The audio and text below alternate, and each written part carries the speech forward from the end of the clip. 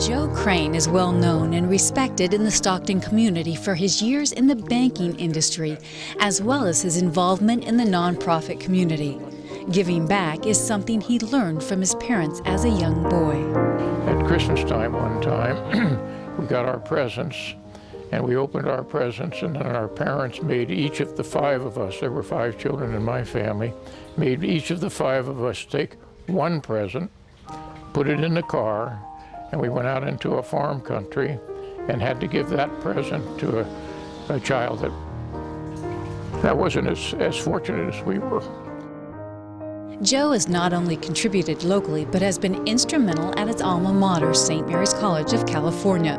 For more than 20 years, he has been an unmatched leader on their board of directors. And if ever there's a person in all my years at St. Mary's that's been able to do that, that's a connector, that can pull people together to do something that's beyond themselves and better than themselves, he does it. A graduate of St. Mary's High School in Stockton, Joe established a scholarship that helps fund St. Mary's High School students going on to St. Mary's College. A committed family man, Joe has 7 children and 15 grandchildren. His influence is prevalent. When I see somebody who looks upset, then I just think, oh, what would my grandpa do? And I go and help them. Still working full-time, Joe spends his free time with his family, imparting his wisdom to the younger generation. He always teaches me how to play dice, how to go golfing, and how to use my money. He lives his religion, and he manifests exactly what it is the Catholic Church wants to teach, and he walks his talk.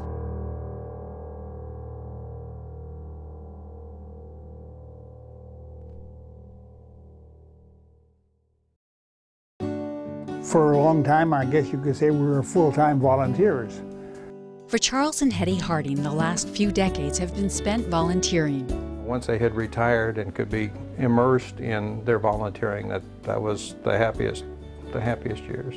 Earlier this year, Hetty passed away at 90, but she made such a difference in so many lives during her time on Earth. An avid painter in her spare time, Hetty volunteered for countless organizations. During the last 40 years, she spent over 30,000 hours at Doctors Medical Center, providing a friendly face, teaching crafts, and so much more. It was not at all uncommon for the surgeon to come, Hetty, come on in the operating room, come in the operating room and hold the person's hand or something. And I couldn't do it, but she did it. They embody the very words, volunteers are not paid because they are worthless, but because they are priceless. Charles says Hetty was a great example for him, and 35 years ago, he too immersed himself in volunteering. From helping establish Our Lady of Fatima in Modesto to AARP and the Catholic Legislative Network, wherever there was a need, they stepped in. This coming October, we would have been married 70 years.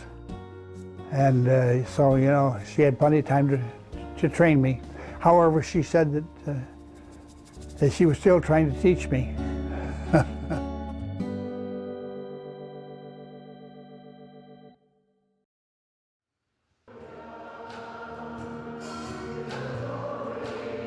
Deacon Bill Brennan's life is a far cry from the days of despair he experienced 36 years ago as a young, out-of-work father of 3. It was then he put his life in God's hands. I was in a world of hurt at that time. I had lost my first teaching job, I had lost my career, I was facing imminent homelessness, I had a wife and 3 kids and no way to support them, and God did a radical intervention in my life. And it was then his life changed forever. He became a deacon 28 years ago and now shares the passion of his faith. I want people to hear that Jesus is alive, that he's active in our lives, that he calls us and chooses us to do what he does, to go forth in his name and minister in his name and share his love and do the very things that he did. Keeping our ears open and our eyes open and our hearts open and being willing to allow God to be God within us seems to me to be the key to the adventure. Like so many other parishioners, Joanne Shannon and her husband have been touched by Deacon Bill's words. I learned how to become a more active participant in my church, beyond just being a regular Sunday attender and donating. We come to church every day now, and both of us. It just has made me a more active parishioner. Deacon Bill reminds us that God will use each and every one of us if we just let Him. I'm an average, ordinary guy that had no anticipation that God would do a radical intervention in my life, but He did, and I'll be forever grateful for that.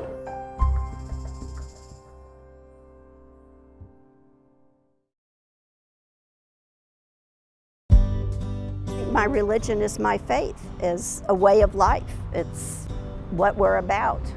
I think we're all on a journey and we're all going to the same place. And some people are just in different places. Toni Moran's journey has spanned dozens of years and touched thousands of lives. For 35 years, she's taught RCIA. She was one of the first Eucharistic ministers at Presentation. She's been a regular lector at Mass. She's on the board of Seeds and the president of Sarah Club. Toni's list of volunteer efforts is extensive. Toni's the kind of person that you can call on and ask her to be of service to the parish, and you know that the answer is almost always going to be yes. When Toni sees a need, she gets busy filling it. 9 years ago, she realized how troubled people were suffering alone with their grief, so she started the Ministry of Consolation. I have a great respect for people that lose someone that they've loved, and I find that, for instance, the Ministry of Consolation heals me, but also you know that you're helping someone that's really in distress. I really admire her because she will do anything she can to help someone. She prays for the sick and the dying, but she's also considerate of the people who are on that path with that person. According to Toni, her journey has been very rewarding. My cup runneth over. It's joy. It gives me joy to do these things.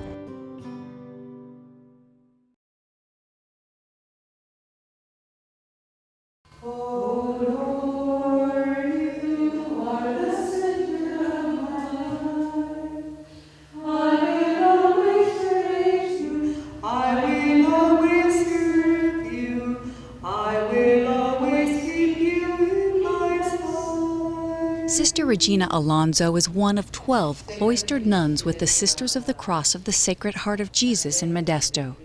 Their only U.S. convent opened in the Stockton Diocese 20 years ago, and it is here that they pray for the needs of the world. You take all those intentions, the families, how many patients with cancer that are expecting, to know which is a result. We have many photographs of many of the boys that are in the service. The families bring the photos, so we pray constantly. There's, for example, I like to pray very much for doctors that are in surgery at that night because they're tired, or the nurses that had a shift and they still have to get up very early to send their children to school. And there's so many, many things, that you really don't think of yourself. In their chapel, the constant presence of Jesus is exposed in the Blessed Sacrament for perpetual adoration. Imagine of having the Blessed Sacrament, the presence of the Lord, the 24 hours of the day. Sister Regina's time alone with the Lord is 12 midnight to 1 a.m. It is a peaceful time with much to pray for.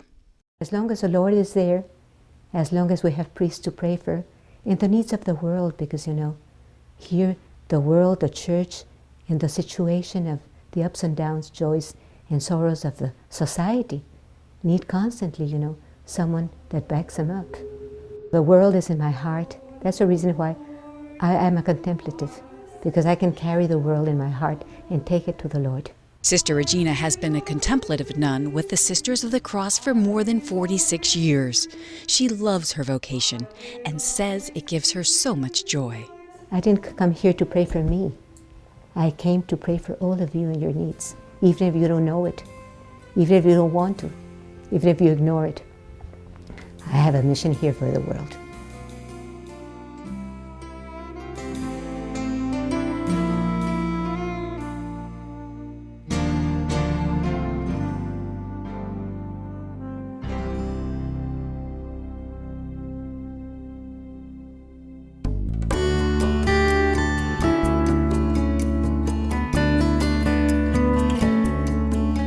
There's plenty of need in the world and in our community. Hunger, abuse, neglect, family struggle to make ends meet. For the last 70 years, Catholic Charities has been reaching out to those in need within our diocese. When someone comes in and we are able to say, yes, we can help your child to get insurance today, or yes, absolutely, there is food available for your family, or we can sign you up for this other service. The look on people's faces, it's so obvious, the gratitude that they're able to say, oh, thank you so much.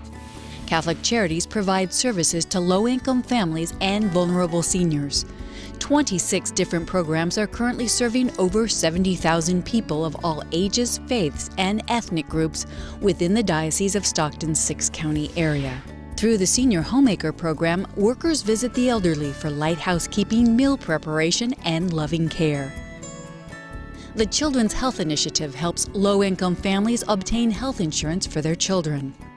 I feel happy right now, and I feel relieved that, I can take her to the dentist. When she gets sick, I can take her to the doctor, and I know she's going to be taken care of. With the current economy, these services are in demand more than ever. Catholic Charities program directors see the troubles firsthand. And some days my heart just hurts. What do you do when you have a mom out there with 5 kids?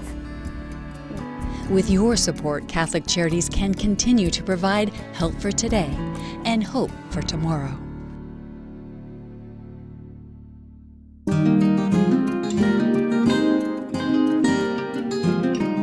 When we send our children off to school, we want them to be safe, well-educated, and we'd like their faith to be nurtured. A Catholic school education provides a loving atmosphere where morals are the building blocks from which our children grow and learn.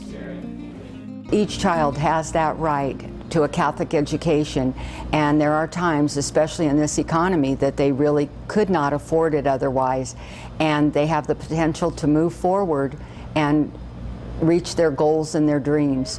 Attending St. Anthony's has helped Max move toward his goals. I would like to go to UC Berkeley.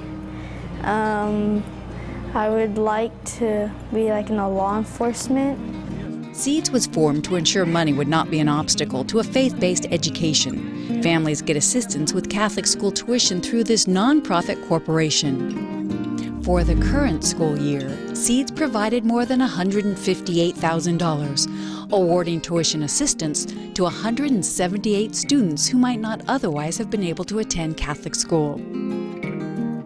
The Adopt a Student program allows donors to directly make a difference in a child's life. For Max's mom, it allowed her child to have the Catholic education that she so highly values. Without the DeGroot family, it wouldn't be possible. It would be, but it'd be very hard. But they've given him the opportunity to exceed on his religion and education at St. Anthony's School. Seeds is funded in part by events such as the Bishop's Awards Dinner. It's with your continued support that we'll be able to meet the increased need and help those less fortunate also reap the benefits of a Catholic school education. When you see a need, please fill it. That's what they did. That's what I try to do. And we can all work together to help so many needy people.